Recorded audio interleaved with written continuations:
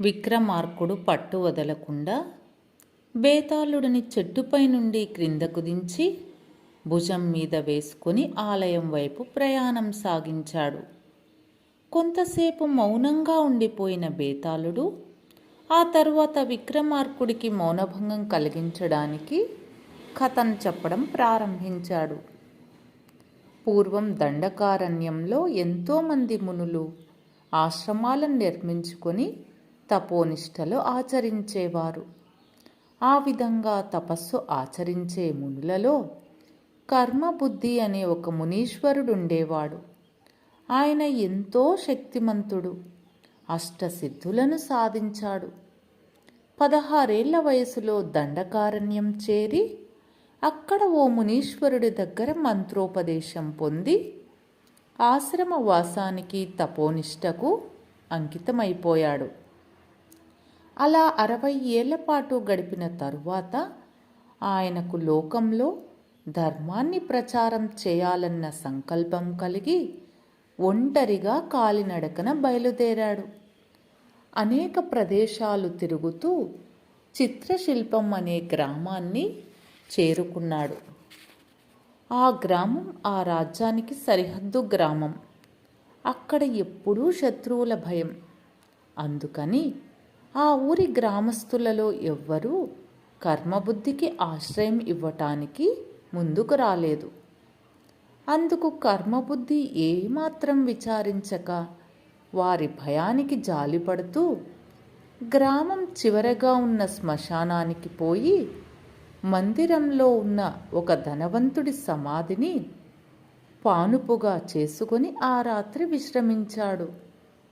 మర్నాడు ఉదయం శ్మశానంలో పెద్దగా రోదనలు వినిపించడంతో కర్మబుద్ధి నిద్రలేచి చూశాడు.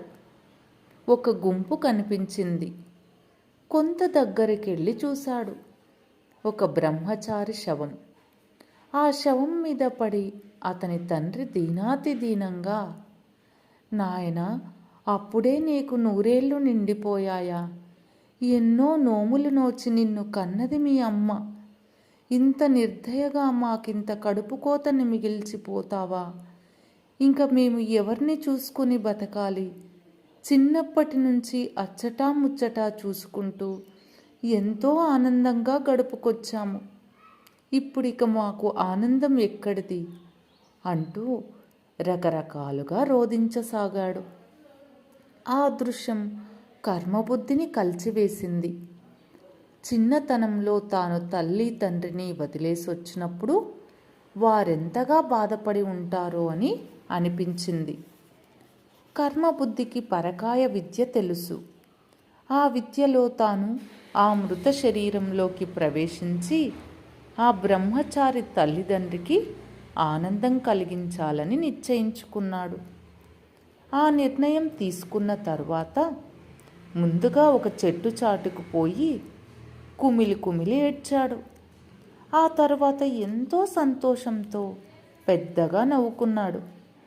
ఇలా కొంతసేపు గడిపిన తరువాత పరకాయ విద్య వల్ల తన శరీరం వదిలి ఆ మృతదేహంలోకి ప్రవేశించాడు. నిద్ర నుంచి మేల్కొన్నట్లు కొడుకు చితిమీద నుండి ప్రాణాలతో లేవటంతో అతని తండ్రి ఎంతో సంతోషించాడు. చనిపోయి శ్మశానానికి వెళ్ళిన కొడుకు ప్రాణాలతో తిరిగి రావటంతో అతని తల్లి ఎంతగానో సంతోషించింది. కర్మబుద్ధి ఆ యువకుడి రూపంలో కొంతకాలం ఆ ఇంట ఉండి ఆ తరువాత ఒకనాడు ఆ భార్యాభర్తలతో ఇలా అంటాడు: అమ్మా, నేను కొంతకాలం దండకారణ్యంలో ఉన్న మునుల వద్ద విద్య నేర్చుకుని వస్తాను, కాదనకు అని చెప్పి ఆ తరువాత ఆమె భర్తతో ఇలా అంటాడు: తండ్రి, నాకు వేదాల సారం తెలుసుకోవాలని ఉంది కనుక నేను దండకారణ్యానికి వెళ్ళి వస్తాను, నా మాటను కాదనకు అని చెప్పి వారిద్దరి అనుమతి తీసుకుని బయలుదేరి లోకంలో ధర్మాన్ని ప్రచారం చేస్తూ మరొక 60 ఏళ్లకు తిరిగి దండకారణ్యం చేరి తన జీవితం తపస్సుకు అంకితం చేశాడు. విక్రమార్క, విన్నావుగా కర్మబుద్ధి కథ. ఇందులో నాకు 3 సందేహాలున్నాయి. వాటిని నీ ధర్మబుద్ధితో విచారించి పరిష్కరించాలి. రాజా, గుర్తుందిగా నా శాపం? తెలిసి నీవు మౌనం వహిస్తే నీ తల 1000 వక్కలవుతుందిగాక అంటూ శాపాన్ని గుర్తు చేశాడు బేతాళుడు. విక్రమార్కుడు మౌనంగానే ఉండిపోయాడు. రాజా, పరకాయ ప్రవేశం చేయటానికి ముందుగా ఆ సాధువు ఎందుకు ఏడ్చాడు, ఎందుకు నవ్వాడు? ఆ తర్వాత ఆ భార్యాభర్తలకు అబద్ధం చెప్పి దేశాటనకు వెళ్ళినవాడు మళ్ళీ దండకారణ్యం ఎందుకు చేరాడు? కానీ తిరిగి మళ్ళీ వారి వద్దకు ఎందుకు వెళ్ళలేదు అంటూ తన 3 సందేహాలను బయటపెట్టాడు. బేతాళ, నీ ప్రశ్నలకు సరైన సమాధానం చెప్తాను. తికమక పడకుండా విను. కర్మబుద్ధి పరకాయ ప్రవేశం ముందుగా ఏడ్చింది తనను కన్న తల్లిదండ్రి ముందుగా అతనికి గుర్తుకు వచ్చినందుకు. అయ్యో, ఈ దేహం విడిచినంతనే వారికి నాకు ఉన్న భౌతికపరమైన సంబంధం తెగిపోతుంది కదా అని ఏడ్చాడు. ఇక అతను నవ్వింది, మరి కొన్నాళ్లకైనా తన దేహం శిథిలం కాక తప్పదు. అటువంటి వృద్ధాప్యంలో తనకు ఒక యవ్వనమైన దేహం లభ్యమైంది కాదా అని సంతోషంతో అతడు నవ్వాడు. బేతాళ, కర్మ సిద్ధాంతం ప్రకారం మరణం దేహానికే కానీ ఆత్మకు లేదు.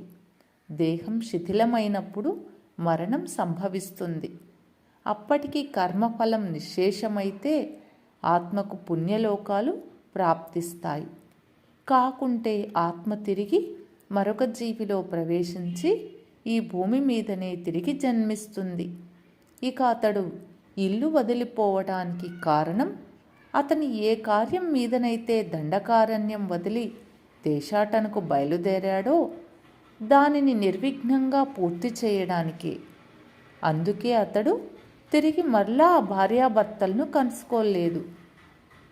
చనిపోయిన పుత్రుడు ప్రాణాలతో తిరిగి వచ్చిన మృత్యుంజయుడు తమ కళ్ళ ముందు నుండి ప్రాణాలతోనే అతడు వెళ్ళాడు కనుక ఎక్కడో ఒక చోట క్షేమంగా ఉండి ఉంటాడని వారిద్దరూ భావిస్తారని.